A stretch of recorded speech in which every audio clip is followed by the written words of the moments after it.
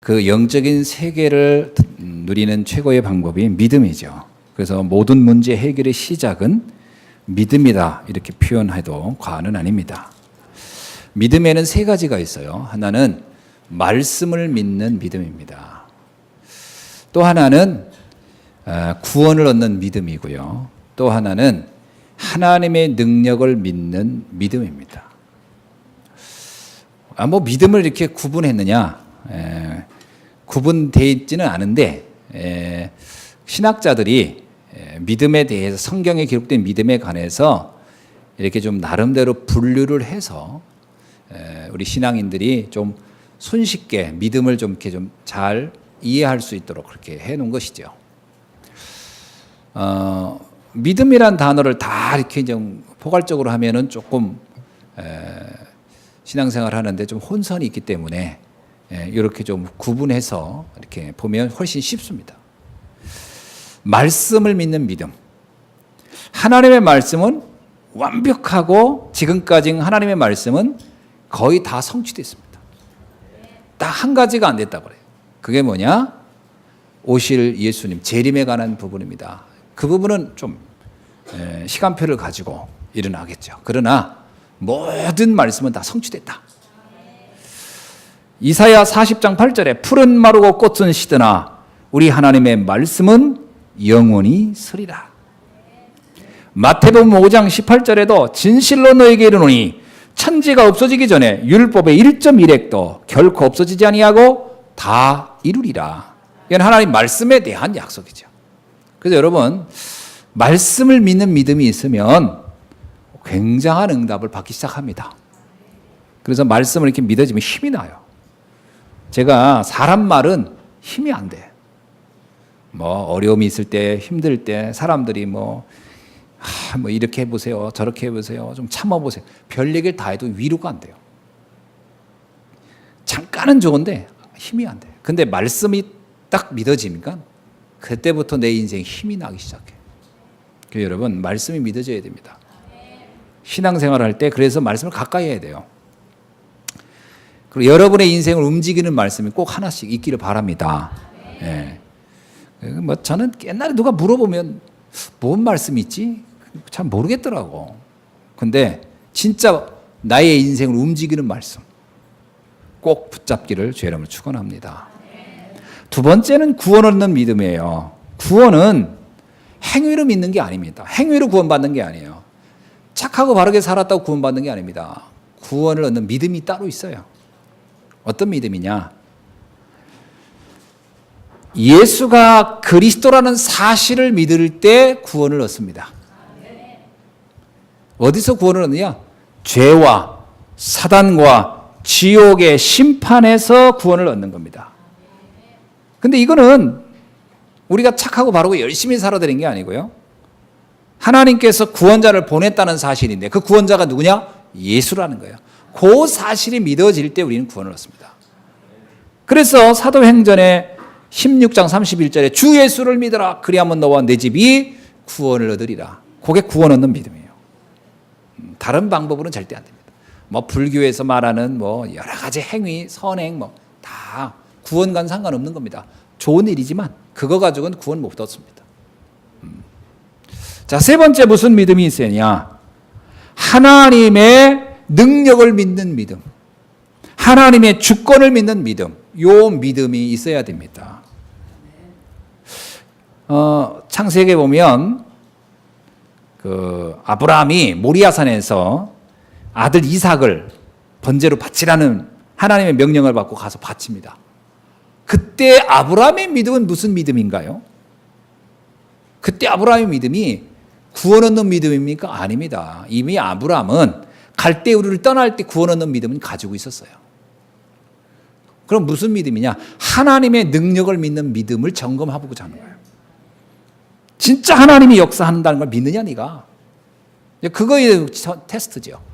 그 아들을 이제 잡으려고 합니다. 히브리서 11장 19절에 뭐라고 얘기했냐면 하나님이 능히 이삭을 죽은 자 가운데서 다시 살리실 것을 그는 생각하였다. 믿었다는 거예요. 죽은 자를 살릴 하나님의 능력, 하나님의 주권, 이 믿음이 있어서 이삭을 바치는데 주저함이 없었다. 그때 하나님이 그럽니다. 아브라함에게 됐다는 거예요. 네 믿음을 내가 확인했다. 불신자에게 가장 중요한 믿음을 얘기하라면 당연히 구원 얻는 믿음이죠. 그렇죠. 불신자는 구원을 받아야 되니까. 그러면 이제 구원받은 하나님의 자녀에게 어떤 믿음이 필요하겠습니까? 맨날 나 믿게 해주세요. 그 얘기만 하겠습니까? 이미 믿었는데. 그러니까 우리가 맨날 또 믿음을 이게 구분할 줄 모르니까 또 맨날 안 믿어진다고 나 그거 믿게 해달라고. 그럴 필요는 없습니다, 사실. 이미 구원받았으면 된 겁니다. 뭘 믿으면 되냐면 하나님의 능력을 믿는 믿음을 갖게 되면요. 아, 내가 구원받은 게 맞구나. 그게 계속 확인돼요. 구원 믿는 믿음을 가질 필요가 있는 게 아니라 확인을 해야 돼요. 그래서 성도들은 뭐가 필요냐면요. 진짜 하나님께서 지금 나와 함께 하시며 나를 인도하시고 나를 지키시고 내가 기도할 때마다 역사하신다는 사실에 대한 믿음의 체험이 있어야 돼요. 여러분. 근데 만약에 우리가 구원을 받고도요. 불신앙하기 쉽습니다. 잘 안 믿어진다고 그래요. 아, 진짜 그렇게 될까? 그래가지고 이제 구원받은 성도들이 이제 불신앙하는 거죠. 이게 진짜 이건 이제 이건 곤란한 겁니다. 이제 믿음은 표시가 나지 않죠. 겉으로 보기에는 저 사람 믿음이 있다 없다 잘 안 납니다. 어떤 경우는요. 믿음의 말을 막 하면 믿음 있어 보이고요. 또 막 열심히 뭘 하면 믿음 있어 보이고. 그런데 이제 정작 문제가 올 때 흔들리는 거 보면 또 믿음이 있는 줄 알았더니 없네 이럴 수도 있고요. 어떤 사람은 저 사람 하는 게 뭐 믿음이 없어 보여요. 별로 말도 없지. 그런데 보니까 문제가 딱 왔는데 다 흔들리지 않고 딱 저 사람 믿음이 있었구나 이렇게 확인될 수도 있죠. 그러니까 사람이 말 가지고 믿어지는 건 아닙니다. 그러니까 성도들이요 이 믿음이 속기 쉽죠. 뭐 화려한 언어를 구사하고 뭐 신앙적인 이야기를 하고 뭐 성경 몇 구절을 막 외워대고 막 그러면 이 사람 믿음 있나 보다. 이제 믿음을 가장 잘하는 분이 계십니다. 목사가 아닙니다. 사실 저도 잘 몰라요. 여러분이 정말 믿음이 있는지 없는지는 이제 어느 정도 점검은 되고 어느 정도 이렇게 눈치지 감은 있지만 그렇다고 제가 감히 얘기합니까? 당신 왜 믿음 없어? 믿음 있어 왜? 이런 얘기는 못하지요. 일단 확실하지도 않고 대략 이제 감을 가지고 좀 도와줘야 되겠다 이런 생각을 하지만 있다 없다를 내가 어떻게 근데 한 분은 있어요. 확실하게 하는 분. 하나님은 알죠. 네가 아무리 믿음 있는 척 해도 넌 믿음 없구나. 하나님은 아시죠. 그래서 하나님 속지 않으신다 그러잖아요. 나를 속이지 말라 그래요. 또 누가 아느냐? 사단이 기가 막히게 알아요. 사단이 얼마나 자냐면 딱 이제 이게 한 달짜리인지 이게 1년짜리인지 몇 개월짜리인지 알아요. 그 시험을 줍니다. 요 시험 딱 요 인간은 요 성도는 요 시험에 걸려들면 한 달은 갈등하겠구나. 그 한 달짜리 딱 전쟁. 그래가지고 이제 그 시험 들어가지고 이제 어떤 사람이 10년짜리 걸린 사람도 있더라. 10년째 교회 안 나가. 이제 시험 들어가지고 이제 시험 10년짜리 걸려든 거야 이제. 이런 이게 사단이 너무 잘 알아요. 그 뭐 믿음 좋다고 막 하고 내 교회를 뭐 10년째도 아니고 20년째. 사단이 믿음 없는 줄 알고요. 결정적인 순간에 문제 하나 탁 던져주면요. 이제 그거 붙잡고서 이제 완전히 신앙생활 그만둔 사람도 의외로 많습니다. 내가 이렇게 현장에 전도하다 보니까 사단이 던져준 이 미끼에 걸려든 인간들 엄청 많아요. 다 걸려들어서 거의. 제가 옛날에 성탄절도 다녀서 그게 어떻다는 거예요, 그게. 이제 걸려들어 무너졌는데. 제가 얘기 안 했네, 전에. 여기가 저 세무사. 제가 오래전이죠. 세무사 갔는데 그 세무사 직원하고 무슨 얘기 하다가 이제 내가 이제 뭐 선생님 무슨 일 하십니까? 길래 전 목사입니다. 했더니 웃어요. 그랬더니 제가 목사 아들입니다. 그러더라고요. 그래 반갑다고. 그래서 제가 어느 교회 나갔을 때 교회를 다니기 왜 다녀요? 제가 그러는 거예요. 너무나 당연하게. 안 다니나는 거야. 왜? 그 목사님 자제분이 왜 교회를 안 다녔대? 교회. 그러니까 아버지가 교회 다니는데 거기서 시험 든 거야, 아들이. 그래서 이제 뭐 아버지한테 들을 일은 없겠고 아마 중직자들한테 들었겠지. 그냥 자기 아버지를 괴롭히는 중직자. 그것도 마귀가 던져준 미끼에 걸렸던 거예요, 이 아들이. 내가요, 한심하더라고, 한심해. 그래서 내가, 그 부인은, 보통 이제 그래도 부인은 다니잖아. 아유, 부인은 절단입니다. 그러더라고. 이야, 망했구나. 망했어. 그래서 거기다가 내가 의뢰 안 했잖아요. 망한 인생한테 의뢰했다가 나도 망할까봐. 이런 사람이 굉장히 많아요. 불신앙. 완전히 불신에 빠진 거예요. 그래서 내가 그래서 아버님은 지금 뭐 하세요? 했더니 목회하고 계시대. 그 자녀들이 미끼에 걸려드는 것이 다. 베드로전서 5장 7절로 8절을 보니까 너희 대적 마귀는 우는 사자처럼 두루 다니며 삼킬 자를 찾나니 삼킬 자를 찾아요. 근데 뭐라고 하냐면 너희는 믿음을 굳게 하여 그를 대적하라. 사단을 대적하는데 믿음으로 대적해야 돼요. 어떤 믿음이야? 하나님의 능력을 믿는 믿음으로. 그 마귀가 잘 알아요. 이 사람 전혀 믿음이 없구나 이런 거. 교회만 열심히 다녀가지고는 안 돼요. 진짜 하나님이 하시는 능력을 믿어야 됩니다. 그래서 성도들이 가장 먼저 하나님의 능력을 믿는 믿음을 회복하는 순간부터 모든 응답이 시작됩니다. 그때부터 응답이 시작됩니다. 그전에는요, 신앙생활 하면서도 그 응답을 잘 모를 겁니다. 자, 그렇다면 모든 문제의 시작은 뭐라고 말할 수 있느냐? 내 속에 각인되어 있는 불신앙입니다. 따라합시다. 나의 불신앙. 이거는 다른 사람의 불신앙이 아니에요. 나의 불신앙이에요. 뭐라고 하는지 알아요? 내가 저 사람 때문에 내가 신앙생활 못해요. 천만의 말씀. 그 사람 때문이 아니에요. 내가 거기에 걸려든 나예요. 나의 불신앙이에요.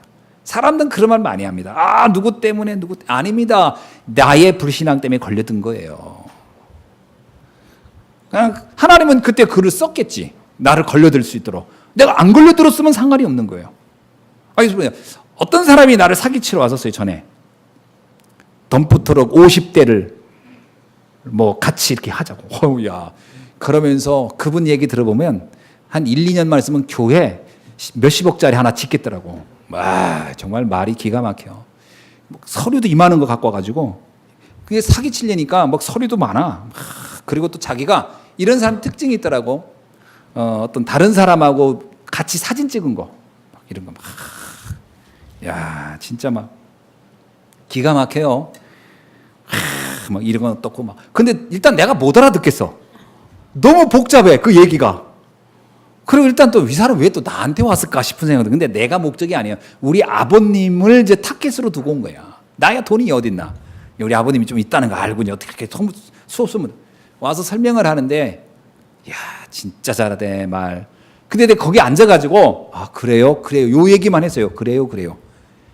나중에 우리 아버님이 전화가 온 거야. 네가 그거를 같이 하기로 했다면서. 그래서 뭔 소리야? 같이 앉아있는 걸 누가 사진 찍어가지고 나하고 그 사람 앉아서 얘기하는 걸 누가 사진 찍어서 그걸 아버님한테 보여준 거예요. 나도 모르는 사이에. 이야, 사기꾼들은 이래요. 근데 뭐 제가 안 넘어갔잖아요. 그분은 나한테는 사기꾼이 아니에요. 왜? 내가 안 넘어갔으니까.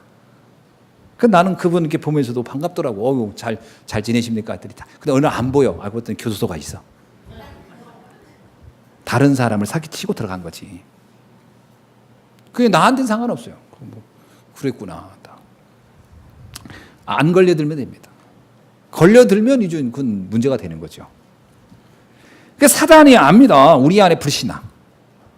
내가 걸려들 건지 아닌지를 사단이 알고요. 거기에 맞는 미끼를 던져요. 물지 않아야 됩니다. 아멘? 근데 굉장히 그럴듯한 걸 던지잖아요.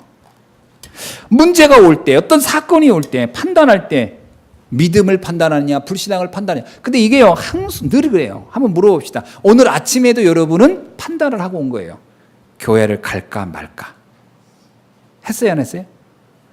나 가는 게 당연하지 하고 온 분들, 이제 사단은 그거 가지고는 더 이상 시비를 못 겁니다. 당연히 오니까. 그런데 이제 갈까 말까 하는 분은 시비를 겁니다. 그때 꼭 그래서 전화가 와요. 꼭 그때 무슨 일이 터져. 근데 난 당연히 교회 가는 사람한테 그런 일은 문제도 안 되고 오지도 않아요. 내가 늘 가는 거니까. 그렇잖아요. 학생들이 학교 갈까 말까 하는 애들한테는 아침마다 배가 아프다. 희한하지. 얘가 갈까 말까 하면 뭔가 가기 싫은 일이 계속 생겨요. 근데 이 학교 당연히 간다는 아이는 그게 문제가 안 되고 자기도 몰라 아팠는지 어쩐지. 그게요, 사단이 압니다. 그 사람이 깊이 무게를 알아요. 다 압니다. 요 사람은 요 정도 무게 던지면 걸려든다. 저 정도 무게 던지면 걸려든다. 백발백중입니다. 그 저한테는 걸리겠어요? 저는 제가 아파가지고 지금까지 예배에 빠진 적이 한 번도 없어요. 사단이 저를 지금까지 한 번도 예배를 가지고 건 적은 없어요. 근데 어떤 분은 아파서 안 나온 적은 많이 있다는 얘기 많이 하는데, 그 이상하게 저는 어제까지는 아프다도 주일 아침도 안 아프더라니까. 그 마귀가 이게 아프게 해가지고는 교회 뭐 안 나가다 간다 이건 못하니까. 일단 제가 이제 주님 품에 가면 그때는 못 오겠지만 그 외에는 공격을 못 하겠죠. 제가 이 주일 예배 딱 한 번 안 드린 적이 있어요. 해외 선교 갔을 때. 그 외에는 나한테는 뭐 주일 예배를 공격할 수 있는 무기는 없어요. 이제 간혹 오래전에는 부부 싸움을 한 번 이렇게 걸더라고. 거의 이상하지. 토요일까지는 잘 지냈다가 주일 아침에 싸우는 일들이 간혹 있었어요. 그게 옛날이 그래요. 진짜 이유도 없는 이유로 싸웠어. 그런데도 주일날 난 갑니다. 기분 나빠도. 왜 가야 되니까. 목사가 안 가면 어떡해요. 성도들한테 부부싸움에서 오늘 예배 안 드립니다. 이럴 수는 없잖아요. 그러니까 사단이 나중에 그거는 걸질 않아요. 왜? 더 이상 그거 가지고 내가 예배를 드리고 안 드리고 걸릴 사항이 아닌 걸 알죠. 여러분, 그게 웬만하면 별거 아닌 거 다 걸려드는 겁니다. 이거 왜냐면 다 승리하기를 죄는 축원합니다. 예? 그래서 자꾸 사소한 것, 작은 것 이런 거에 걸려들면 참 안타깝죠. 그래서 이 작은 선택이 작은 게 아닙니다. 영원한 축복의 시작이다. 아멘. 이게요, 시작은 아주 미미한 것 같지만 결과는 어마어마하게 다른 거예요. 여러분이 이 시간에 이런 작은 성공들이 나중에 내 인생에 어마어마하게 다른 현장에 나를 있게 할 것이다. 그냥 예배 드리고 뭐 이렇게 훈련 받고 뭐 이런 게 별게 아닌 것처럼 보일 수 있어요. 뭐 저게 돈이 나와 뭐가 나와 아닙니다. 그거를 응답받다 보면 어느 날 그 사람의 삶의 자리가 전혀 다른 응답의 자리에 와 있어요. 근데 이런 작은 거에서 막 갈등하고 막 해야 될까 말아야 될까 그러면요, 그 갈등한 것만큼 인생의 변화가 안 일어나요. 늘 그 자리에 가 있다니까. 늘 어려운 자리, 갈등하는 자리 늘 있어요. 그 여러분 뭘 선택하겠습니까? 아이들도 마찬가지 아닙니까? 아이들이 학교 가는 걸 가냐 마냐 평생 그거 갈등해 보세요. 걔는 어떤 응답의 자리에 가 있질 못해요. 매일 아침마다 학교 가는 것을 가지고 고민한다. 심각한 겁니다. 그게 작은 것 같지만 걔 인생 자체가 전혀 안 되는 자리에 가 있다니까. 그러니까 이게 작은 게 아니라니까. 여러분 우주선 쏘아 올리는 그 우주선 쏠 때 나사에서요, 바람, 뭐 지구에 도는 거 전부 다 계산을 해가지고 편차가 그야말로 뭐 0.000 얼마만큼의 그 작은 편차가 아니면 쏘지 않는다 그러잖아요. 그 편차가 여기서 볼 때는 정말 미미한 것 같지만 그게 가서는 달을 피해갈 수도 있으니까 정확하게 쏘지 않으면 안 되는 거예요. 그러니까 시점, 시간 다 재가지고 쏘잖아요. 그게 작은 게 아닌 거예요, 결국은. 여러분, 지금 우리가 선택하는 것이 오늘 여러분이 주일날 아침에 왔다. 근데 여기에 오늘 너무 행복하게 왔다. 큰 승리를 한 겁니다. 그러니까 오늘은 내가 그냥 교회 그냥 가본 거야. 기분 좋아서. 아닙니다. 그렇게 생각하면 안 되고 굉장히 중요한 승리를 하러 온 거예요. 그래서 사단은 가슴이 철렁하는 겁니다. 여러분 이게 딱 앉아있으면 저 사람이 갔네. 다음 주에 한번 해봐야지. 다음 주도 승리하길 바랍니다. 자, 그래서 우리는 불신앙과 믿음 중에 항시 뭔가를 선택하며 살게 돼 있어요. 오늘 여러분은 믿음을 선택하는 날이 된 줄로 믿습니다. 그럼 믿음의 반대말은 뭡니까? 불신앙 아닙니까? 불신앙. 사실 모든 문제의 출발은 불신앙이에요. 근데 불신앙은 어떤 거냐? 사람들이 불신앙은 난 하나님 안 믿는 거, 이게 불신앙입니까? 아닙니다. 그게 불신앙 아니에요. 아니 성도들과 누가 하나님 안 믿겠다는 사람이 있습니까? 보통 우리가 극단적으로 해요. 난 불신앙이 있어. 그럴 때 난 하나님 믿는데? 그럼 내가 무슨 불신앙을 해? 아닙니다. 성경에 말하고 있는 불신앙은 하나님을 믿느냐 안 믿느냐, 믿느냐 안 믿느냐는 불신자의 이야기고 우리는 믿죠. 어떤 불신앙을 말하는 것 같습니까? 내가 어떤 것에 더 마음을 두느냐 하는 겁니다. 내가 어떤 것에 마음을 더 집중하고 있느냐. 내가 어느 것이 더 나를 유혹하고 있느냐 하는 거예요. 불신앙은 그런 거 아닙니까? 그러니까 선택 중에 이게 아예 선택 자체를 불신자들은 선택 자체를 안 해요. 교회를 갈 거냐 말 거냐 이런 선택을 안 해요. 불신자들은 당연히 안 가지. 그러나 우리는 이제 선택을 하는 거지. 오늘 돈 벌러 갈까 교회를 갈까 이런 건 선택인 겁니다. 그 선택에서 무엇을 선택하느냐가 불신앙이라는 거예요. 무엇을 선택하느냐가 믿음이고요. 아멘? 그렇잖아요. 자, 믿음의 반대말은 불신앙인데 불신앙은 어떠냐? 암과 같아요, 이 불신앙이. 그래서 이게 한 번 들어오면 좀처럼 잘 빠져나가지 않아요. 불신앙이라는 게 희한하게 한 번 들어오면 자리를 딱 잡습니다. 이스라엘 백성이 피 언약을 알아요. 그래서 출애굽을 했습니다. 그래서 그때 가나안을 향해 가는 거예요. 그런데 이들이 피 언약을 모르면 어떻게 출애굽이 됩니까? 어떻게 복음을 모르면 하나님의 말씀을 모르면 어떻게 출애굽이 돼요? 그건 하나님의 약속 믿고 온 겁니다. 하나님이 군대를 가지고 출애굽하는 게 아니다. 피 언약을 가지고 문설주에 바르면 돼. 그 어마어마한 비밀을 아는 거예요. 이 이스라엘 백성이. 그러고 나왔어요. 근데 홍해 앞에 딱 오니까 각인된 게 있어요. 죽었구나. 그래서 거기서 그들이 하는 말입니다. 홍해 앞에서 출애굽기 14장 12절입니다. 애굽 사람을 섬기는 것이 광야에서 죽는 것보다 낫겠구나. 에이 괜히 왔어. 이럴 줄 알면 뭐하러 왔나. 애굽에 그냥 있을 걸. 이렇게 되는 거. 이게 불신앙이죠. 각인된 겁니다. 또 광야에 출애굽 16장 3절인데요. 광야를 가다 보니까 먹을 게 마땅치가 않아. 그게 배고파. 근데 이거 굶어 죽은 건 아니거든요. 먹을 거는 있었는데 그때 하나님께 또 먹을 게가 또 부족하다고 불평하는 게 나오는 이런 얘기입니다. 우리가 애굽 땅에서 고기가마 옆에 앉아서 근데 고기 먹은 것도 아니네. 고기가마 옆에 앉아서 때와 고기가마 앉아 있을 때와 떡을 배불리 먹었을 때 여호와의 손에 죽었더라면 좋았을 것을. 자, 먹고 죽은 인간은 때깔도 좋다고. 아니 먹고 죽었으면 좋았을 거라는 게 지금 광야에서 좀 배고프다고. 애굽에서 노예 시절에 시컷 먹고 죽었으면 좋았을 거야. 이게 불신앙이 무시무시한 겁니다. 불신앙이. 그러니까 하나님을 믿는데 이 배고픈 거 하나를 못 견디는 거야. 우리가 하나님을 믿는데 경제적인 어려움이 오면 그거 하나 견디질 못해. 그리고 하나님을 원망하는 거지. 이런 불신앙이 우리한테 굉장히 강하게 각인되어 있어요. 그래서 성도님들이 신앙생활 잘하다가도 이런 문제 한 번 오면 확 넘어지는 거라. 내 속에 각인되어 있어서 그래. 그러니까 하나님이 답답하니까 이제 만나 메추라기 주잖아요. 근데 이 만나 메추기 주는 거 너무 좋아해. 근데 이것도 며칠 먹다 보니까 질려. 그렇잖아요. 여러분 만나 메추라기도 음식도 좋은 것도 계속 먹어보세요. 짜장면 맛있다고 한 달간 짜장면만 먹여보세요. 나중에 죽겠다 그러지. 그러니까 이 사람들이 만나를 계속 먹으니까 못 견디는 거예요. 민수기 11장 5절로 6절에 뭐라냐. 우리가 애굽에 있을 때 값없이 생선도 먹었고 만나 먹던 게 생선 생각이 나는 거지. 그 다음에 오이와 참외와 부추와 파와 마늘과 이런 것들 먹었더라. 그러니까 향신료 생각나는 거예요. 그러면서 뭐냐. 우리는 이제 기력이 다하여 만나 외에 먹는 것이 아무것도 없도다. 여기서 기력이라는 얘기는 정력이라는 얘기래요. 그러니까 이게 참 인간이라는 게요. 막 그 어떤 그 불평 불만이 너무 많이 생기는 거야. 그러니까 뭐냐. 음식도 좀 다양하게 먹여주시지. 어찌 이렇게 한 종류만 먹여주십니까? 이게 난 마음에 안 듭니다. 이런 식이라. 이게 우리 안에 각인되어 있는 불신앙이에요. 자. 근데 이 불신앙이라는 게 참 묘한 게요.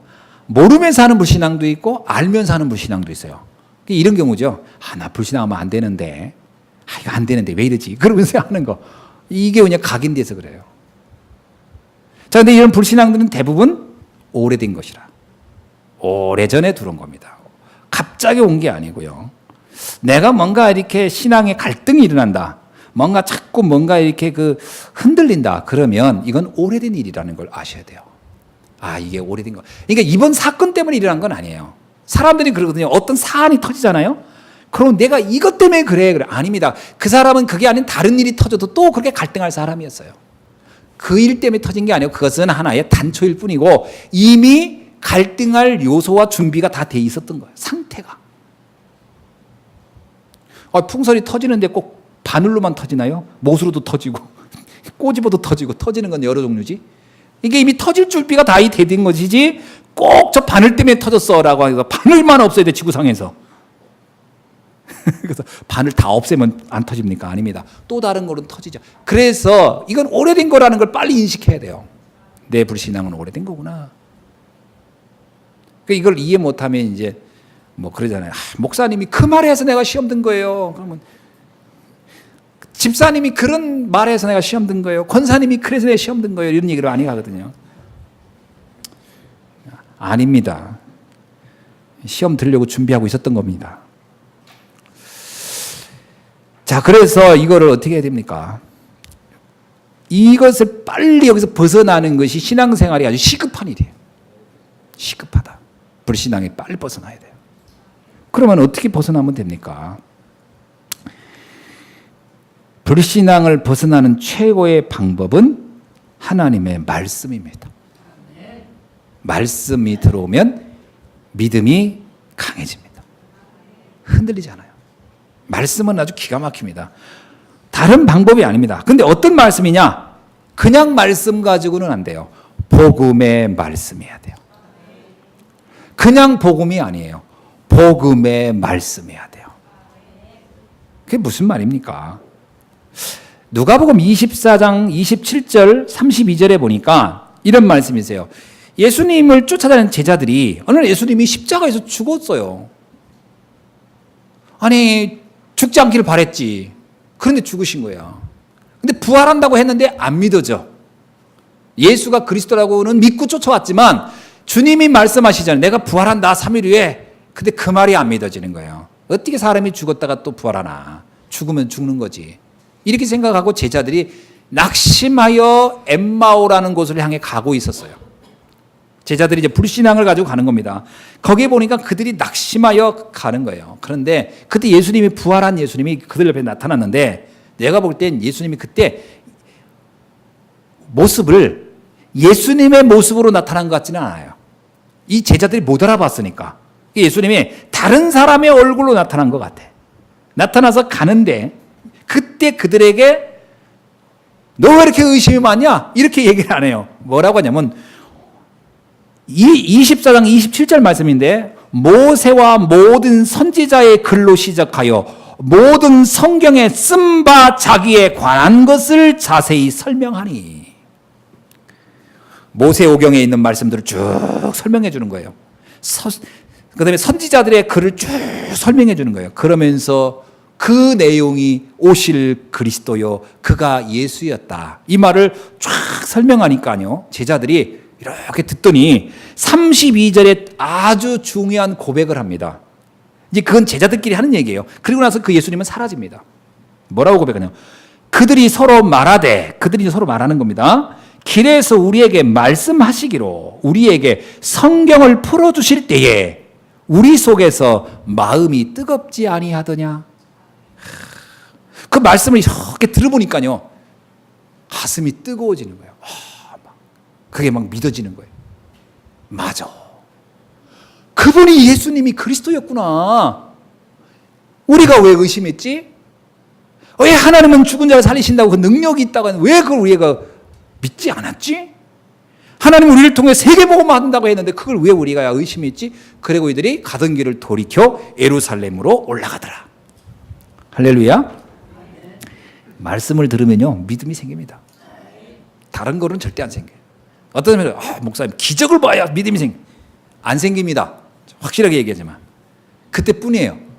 그거 안 생깁니다. 그 간증을 들으면 아닙니다. 간증 들으면 저 사람 참 좋겠다. 나는 안 생깁니다. 그래서 예수님이 제자들이 어느 날 그러잖아요. 사람들이 우리에게 기적을 보여달라고. 그게 예수님이 뭐라고 해요? 보여줄 기적 없어. 하나 있다 하나.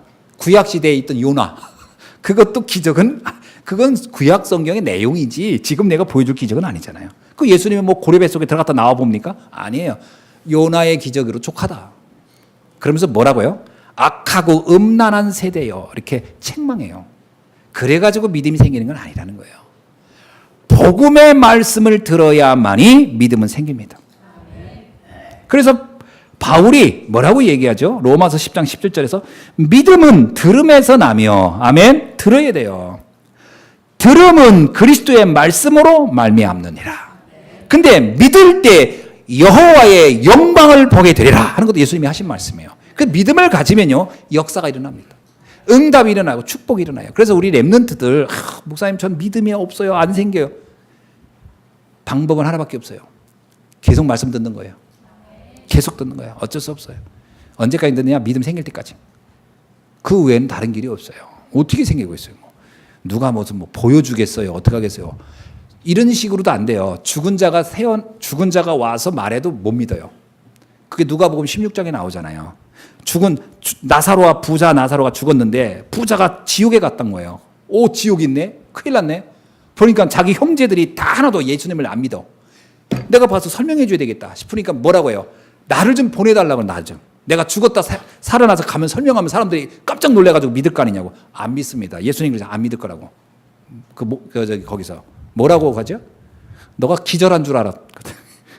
난 죽었다 살아났어 하고 얘기해도 사람들은 네가 기절해서 덜 죽어가지고 깨나가지고 하는 헛소리인 줄 알고 안 믿을 거라는 거예요. 사람들이 표적을 본다고 믿는 게 아닙니다. 사람들은 의심할 수 있는 내용들은 머리에 가득하기 때문에 절대 안 믿습니다. 믿어주는 거지 믿어주는 척하는 거예요. 안 믿어요. 말씀이 각인되어야 믿음이 생겨요. 어떤 말씀이냐? 복음의 말씀.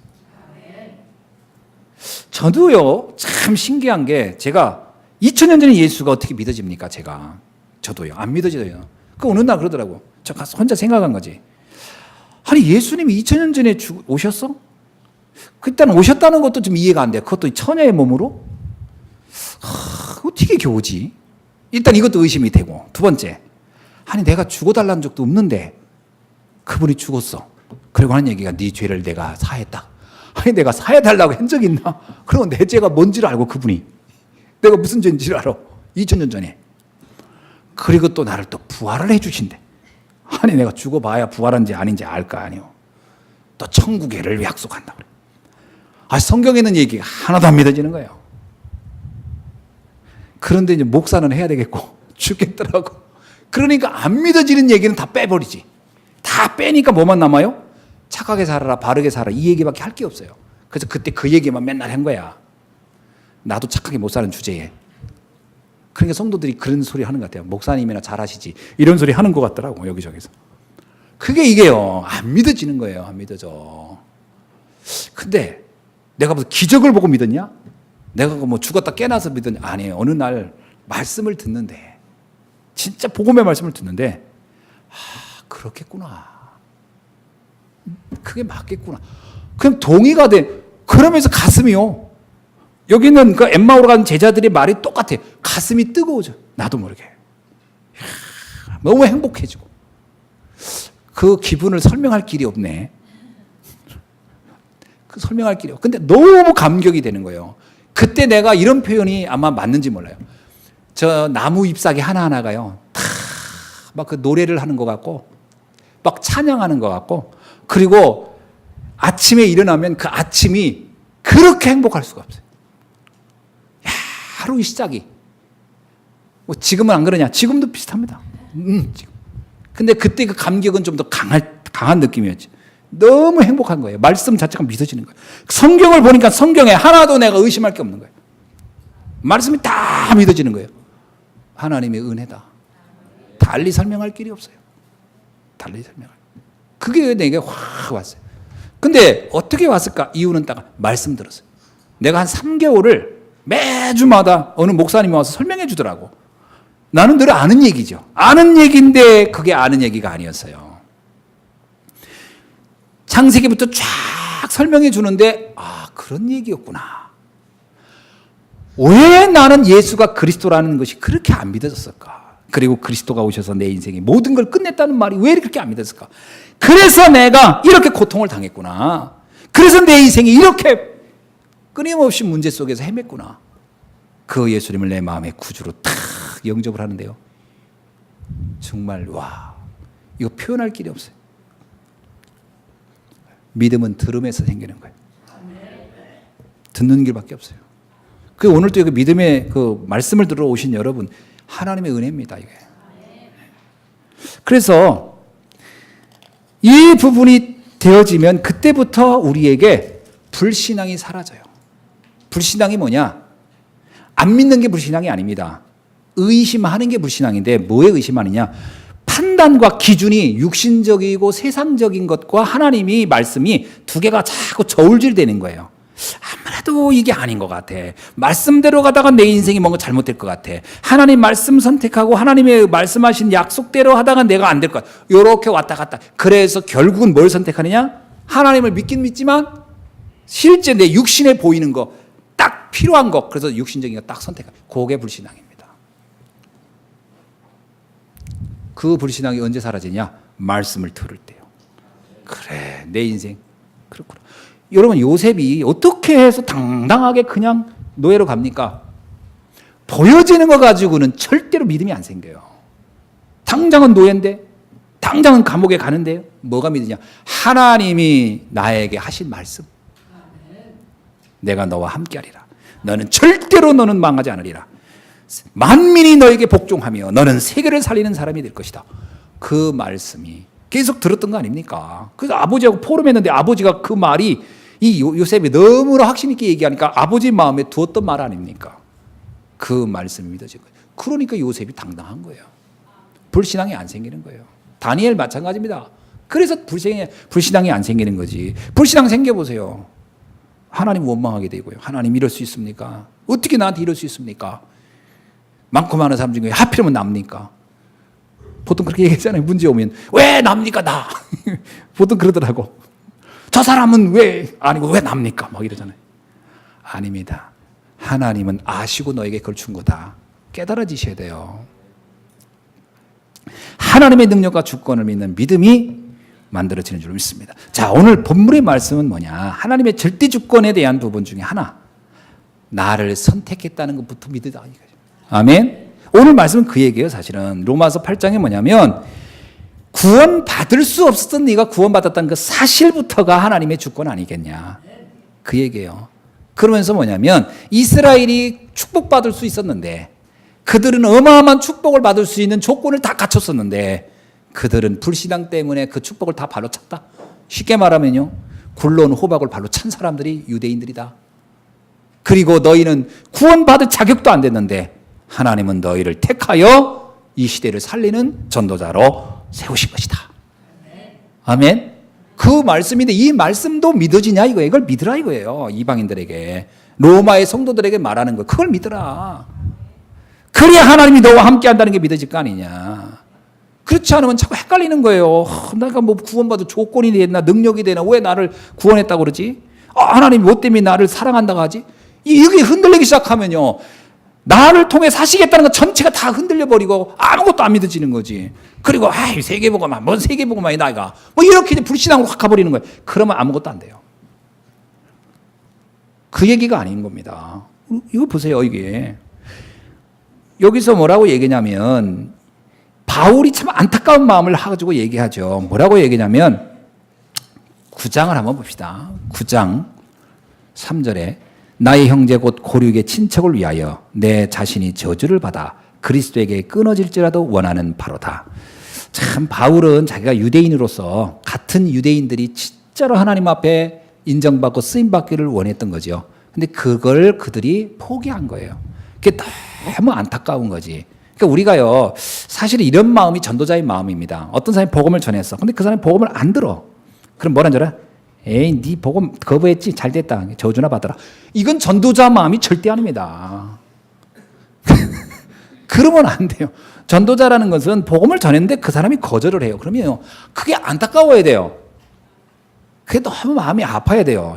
복음 모르면 안 되는데, 복음 알아야 되는데, 그런 마음이 이제 복음 거절해서 잘 됐다. 또 누구 들을 사람이 있겠지. 무슨 사람이 그렇게 냉정하고 그러면 안 되죠. 복음 가진 자의 마음은 그런 게 아니죠. 바울은요, 이스라엘 백성한테 아무리 말해도 못 알아듣는 그걸 놓고 가슴 아팠던 거예요. 왜 이게 못 알아들을까? 못 알아듣는 이유가 뭐예요? 그들에게 각인되어 있는 불신앙 때문에. 그게 너무 큰 거예요. 참 무서운 거죠. 자, 근데 바울은 왜 그럼 이렇게 간절했죠? 바울이 간절했던 이유는 뭐냐면 구원이라는 것이 갖는 축복이 뭔지를 너무나 잘 알고 있었어요. 여러분, 불신자의 상태 아시죠? 완전 마귀의 자녀. 절대로 행복한 인생을 살 수 없는 그 삶. 구원 못 받은 자의 삶을 우리는 너무 잘 알잖아요. 그럼 구원받은 자의 축복은요? 이게 믿어져야 돼요. 구원받지 못한 자들의 비극도 보여지지만 구원받은 자의 축복이 정말 믿어져야 돼요. 성령이 나와 함께. 믿어지십니까? 내가 기도할 때마다 주께서 보이지 않게 천군 천사를 파송하여 나의 가는 길을 인도하신다는 사실 믿어지십니까? 지금도 하나님은 나와 함께 하시며 영원히 나를 도우셔서 세계 살리는 일로 쓰시려고 한다는 것을 믿어집니까? 내가 아무리 어려운 상황이 있어도 아무리 힘든 곳에 있어도 절대 그것 때문에 내가 망하지 아니하고 하나님이 계획을 이루는 전도자가 될 거라는 걸 믿어지십니까? 그게 믿어져야 이 구원이라는 건 대단한 거구나. 내 수준과 아무 상관없이, 내 배경과 아무 상관없이, 내 출신과 아무 상관없이, 지난날의 삶과 아무 상관없이 하나님의 은혜 가운데 들어가기만 하면 하나님이 마음껏 하나님의 나라를 위하여 쓰일 수 있는 전도자가 되고 하나님 앞에 주의 종이 된다는 사실이 믿어집니까? 이게 믿어지는 거죠. 그게 구원받은 자의 축복 아닙니까? 구원받았다 돈 좀 생깁니까? 건강해. 그거는 올 수도 있고 안 올 수도 있는 겁니다.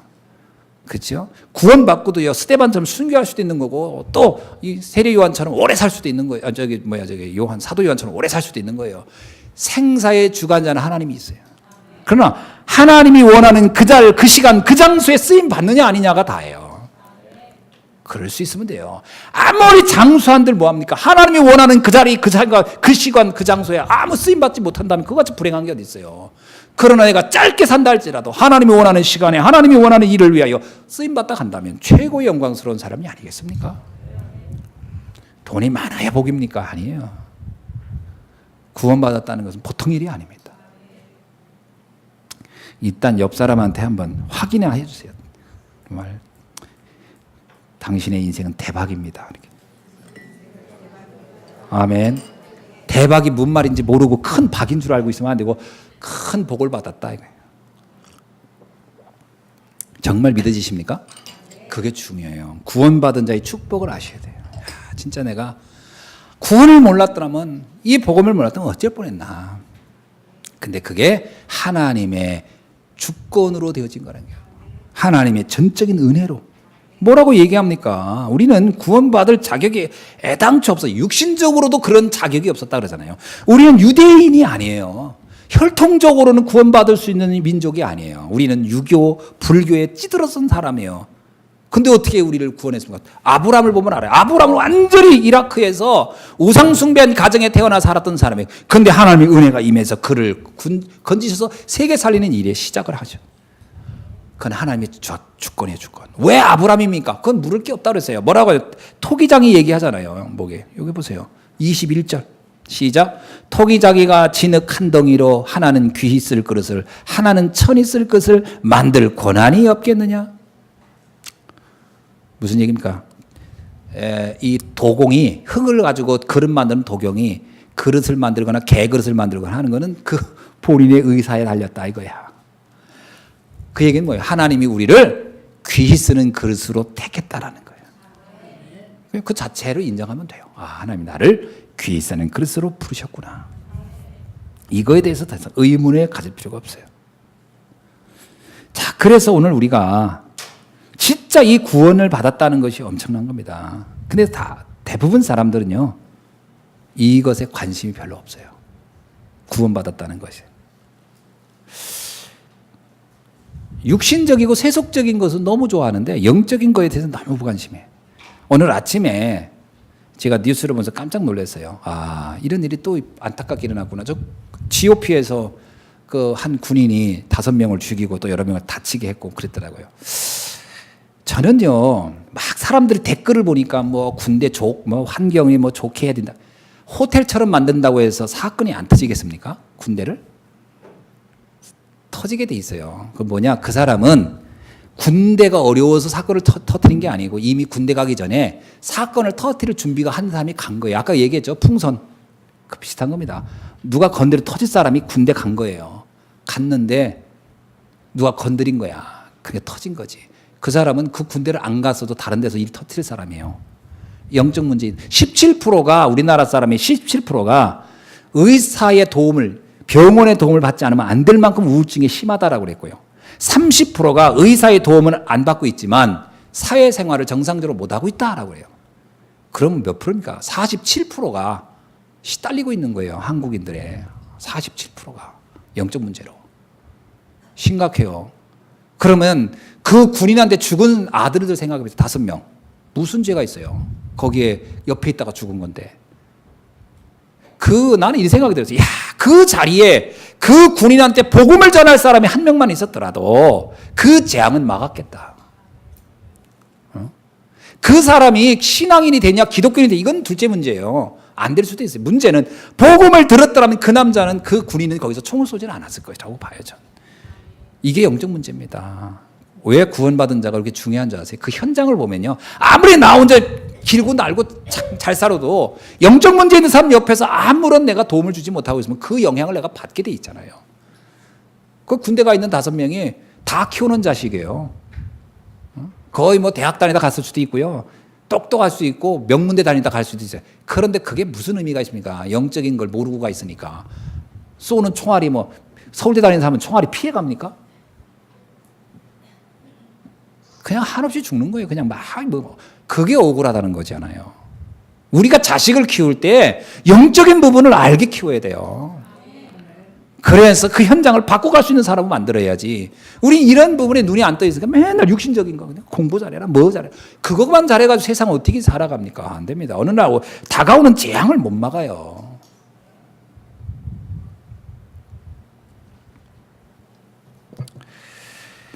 내가 흥분할 필요가 없는데 이렇게 흥분되네. 아침에 그거 보니까 괜히 화가 나는 거예요. 이게 진짜 다 키우는 자식도 요번에 그 세월호 또 진짜 우리들 가슴에 그냥 뭐 답답한 큰 짐처럼 돼 있는데 여기다 또 이렇게 젊은이들이 죽으면요. 이게 무슨 근데 이게 뭐 100년에 한 번 나타날 수 있는 확률이냐? 안 그렇단 말이에요. 우리 자녀들이 후대에 우리 다음 손주자 손녀들이 어떤 환경에 어떻게 클지 우리는 아무도 모르는 거예요. 그럼 걔도 군대를 안 보냅니까? 군대가 그런 문제. 군대 다 없앱니까? 아니잖아요. 그래서 되는 게 아니잖아요.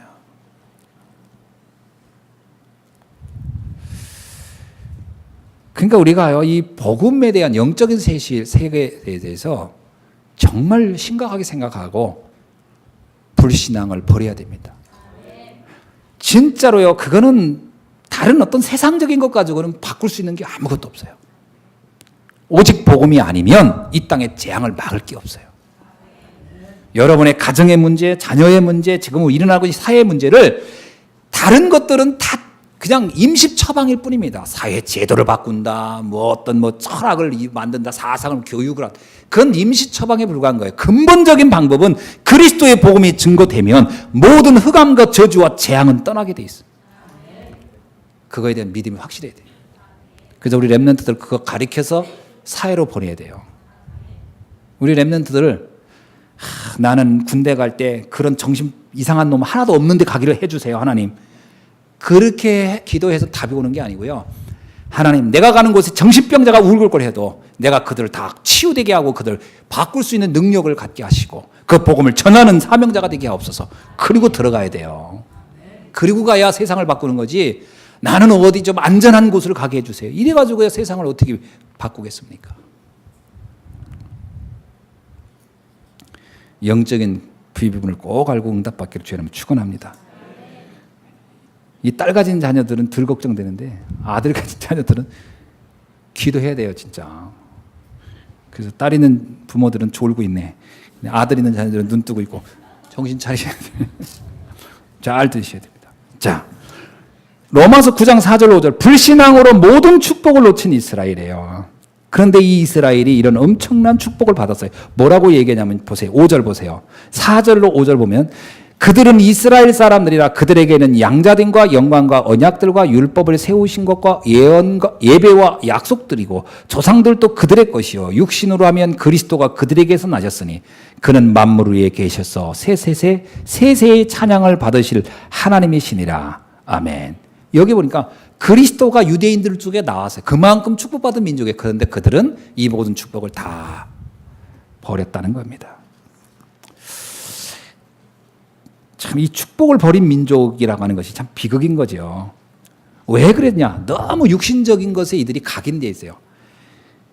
포로 생활, 신비지 생활, 속국 생활 이런 걸 하다 보니까 유대인들의 각인된 게 뭐냐면 육신적으로 좋은 거, 육신적으로 도움이 되는 것에 눈이 다 맞춰져 버렸어요. 그러니까 그리스도도 육신적인 세상적인 그리스도관으로 꽉 차 있었어요. 제가 아침에도 그런 얘기 했는데 그 군대 가서 신앙은요 초코파이 신앙입니다. 그래가지고서 초코파이를 하나 준다 그러면 이제 가요. 그다음 옆에서 성당에서 2개 준다면 거기 갑니다. 절에서 초코파이 2개에다가 요구르트 하나 더 준다면 거기 갑니다. 그래서 이제 이쪽에 이제 그 교회에서 이러지 이제 햄버거 준다고 그럽니다. 그럼 오 갑니다. 그럼 저쪽에서는 우유도 준다고 하면 그걸로 쫙. 저희 이제 그 기독교인 신앙이 이제 초코파이 신앙이라 그거 따라 움직이는 거지. 실감 나지? 우리 간용 랩런트 군대 갔다 온 지 얼마 안 돼가지고. 그래서 이 초코파이 따라서 이제 교회를 움직여요. 여기 성당 갔다가 교회 갔다가 절에 갔다가. 그래서 초파이 날은 전부 다 절에 갑니다. 그래서 크리스마스 되면 전부 다 또 이 교회 갑니다. 자, 이게 얼마나 웃기는 게. 근데 이게 웃을 일이 아닌 게 에서가 팥죽 한 그릇에 그 축복을 다 버렸어요. 에서가. 그죠? 축복 한. 그러니까 이 에서가 팥죽 한 그릇을 가지고 축복을 포기한 거나 그 초코파이 때문에 신앙이고 뭐고 다 그냥 이렇게 하는 거랑 비슷합니다. 그게 육신적으로 각인돼서 그래요. 그게 이제 우리가 신앙생활에 이 불신앙이 왜 거기 생기냐면 하나님보다는 초코파이가 나은 거야. 그지? 은혜보다는 초코파이가 나은 거지. 거기다 햄버거 하면 완전히 은혜 충만해지는 거지. 이런 수준이면 우리가 무슨 세상을 바꾸겠냐. 오늘날 신앙인들의 수준이 다 육신적으로 뭔가 좋아진다. 그럼 그거에 따라서 다 좌지우지 되는 거죠. 바꿔야 됩니다. 각인을 바꿔야 돼요.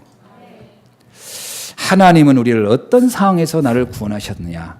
우리가 죄인 되었을 때, 구원받을 자격이 전혀 없을 때, 그리고 우리는 구원받을 수 있는 그러한 배경도 하나도 없었던 우리들이에요. 우리는 완전히 이방인들이에요. 성경에 보면 재밌는 것은 원래 그 유대의 전통 문화는요, 장자에게 축복권이 넘겨가는 겁니다. 우리나라도 옛날 유교권은 다 장자에게 축복이 넘어가잖아요. 그런데 성경의 인물을 가만히 보면 다 차남으로 축복이 갔어요. 보세요. 아브라함의 장자는 이스마엘이에요. 그런데 아들이 차남은 이삭에게 축복이 넘어갑니다. 또 에서가 장자고 야곱이 차남이에요. 근데 에서에게 축복이 안 가고 누구에게 갔냐면 야곱에게 갔어요. 요셉은 12형제 중에 11번째예요. 절대 축복을 받을 수 없는 사람인데 축복이 11번째로 갔어요. 다윗은 형제들 가운데 축복을 받을 사람이 아니에요. 제일 막내예요. 그래서 그는 목동으로 살았어요. 그 축복이 차남에게 갔어요. 모세의 형 아론이 있었는데 하나님은 그의 동생 모세를 쓰셨어요. 신기해요. 그 시대는 다 장남 계보인데 하나님은 차남을 통해 역사를 이어가요. 그게 무슨 뜻입니까? 장남보다 차남이 똑똑하구나. 이 얘기입니까? 장남보다 차남이 믿음이 좋았구나. 이 얘기입니까? 그 얘기가 아닙니다. 그 얘기는 뭘 설명하려고 하는지 아세요? 그 얘기는 장남의 계보라는 것은 유대인들을 설명하는 거예요. 유대인. 다시 말하면 나는 혈통에 따라 역사를 하시는 하나님이 아니고 믿음에 따라 하는 것이다. 혈통의 계보가 하나님의 자녀가 되는 게 아니고 믿음의 계보가 하나님의 역사를 하는 것이다. 그 얘기는 뭐와 똑같은지 아세요? 아무리 우리 혈통이 유대인 혈통이 아니더라도 믿음을 가지면 아브라함의 자손이라고 하는 거예요. 예수님이 그러잖아요. 하나님은 저 돌이라도 당장 아브라함의 자손을 만들 수 있는 분이다. 그런데 왜 이방인 너희를 축복했겠느냐? 혈통이 중요한 게 아니다. 뭐가 중요하다? 믿음이 중요하다. 믿음. 여러분들, 저와 여러분은요, 진짜 하나님의 은혜로 믿음으로 하나님의 자녀가 되었고 새 이스라엘의 계보를 잇는 사람이 된 줄로 믿습니다. 이걸 확신 가지세요. 내가 하나님의 세계복음화의 그 대열 속에 부름을 받았구나. 우리가 우연히 믿었더니 기독교인이 된 게 아닙니다. 영세전에 창세전에 이미 우리를 부르시고 택하였던 하나님이 우리를 부르신 거예요. 얼마나 감사합니까? 이게 하나님의 절대 주권이에요. 그러니까 우리가 불신할 이유가 하나도 없어요. 이렇게 거의 불가능했던 나를 하나님이 하나님의 자녀로 삼아주셨는데 내가 뭘 또 계산하고 따지고 있겠습니까? 정말 하나님의 은혜와 믿어지면 인본주의 쓸 게 하나도 없어요. 하나님의 능력을 믿으시길 주의 이름으로 축원합니다. 그래서 성경에서 말하잖아요. 고린도전서 한번 봅시다. 뭐라고 얘기하는가? 오늘 말씀을 좀 봅시다. 그러나 하나님께서 고린도서 1장 27절로 28절에 보니까 그러나 하나님께서 세상에 미련한 것을 택하사 지혜 있는 자들을 부끄럽게 하고 세상에 약한 자들을 택하여 강한 자들을 부끄럽게 하고 하나님께서 세상에 천한 자들과 멸시받는 자들을 없는 자들을 택하사 있는 것들을 패하게 하시나니 29절 이는 아무 육체도 하나님 앞에서 자랑하지 못하게 하려 함이라. 우리는 하나님 앞에 자랑할 게 없어요. 혈통적으로나 뭐라나 하나도 하나님 앞에서 내가 인간적으로 자랑할 게 없어요. 그런데 하나님이 나를 택하여 하나님 자녀 되게 하셨어요. 얼마나 감사합니까? 그죠? 그래서 사람들이 반문할 것도 없어요. 왜 하나님이 하필이면 저 사람입니까? 또 하나님 왜 하필이면 납니까? 왜 하나님 하필이면 여러분이었겠습니까? 묻지 말라는 거예요. 그건 토기장의 마음이라는 거예요. 그건 창조주 마음이라는 거예요. 그래서 하나님 뭐라고 하냐? 로마서 보세요. 8장에. 나는 긍휼할 자를 긍휼히 여기고 나는 불쌍히 여길 자를 불쌍히 여기고. 내가 모세를 택하고 싶어 모세를 택했고 바로를 그렇게 사용하다 버리려고 바로를 택했다. 그거에 대해서 너희들이 말할 게 없다. 왜 하나님은 저 똑똑하고 능력 있는 사람들을 안 부르시고 왜 나를 부르셨습니까? 그건 하나님 마음. 하나님 그게 원한 거예요. 그럼 왜 그러냐? 왜 그랬을까? 이유는 딱 하나요. 자랑할 것이 없고 오직 하나님의 은혜로 됐다는 걸 말할 수 있는 사람이기 때문에 그렇습니다. 전 제가 이루어진 것, 나에게 일어난 응답 하나도 내 때문에 이루어졌다. 내가 잘나서 했다. 말할 게 0.001%도 없어요. 하나님의 전적인 은혜로만 됐구나.